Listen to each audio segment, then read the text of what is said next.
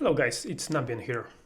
When you use the default Blenderkit node setup for HDRI, shadows and highlights will look very realistic, but the background will be bland. In this short tutorial I will show you how to improve background from this to this straight out of render. Liner images are not designed to be visible by cameras, so first you have to download JPG panorama from the link in the description of my Blenderkit upload. Then add it as an environmental texture in the World Shader editor next to another background node, light path node, mix shader node, and connect them all like this. The important thing is also to change color space of JPG panorama to the same you use in your project.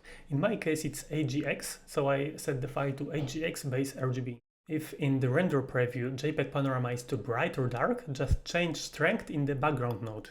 This setup allows camera to see vivid JPG panorama in the background, but the scene still uses liner HDRI file for light, shadows and reflections. As you can see, now we have good looking background that matches lighting condition in the whole scene, no matter where the camera aims.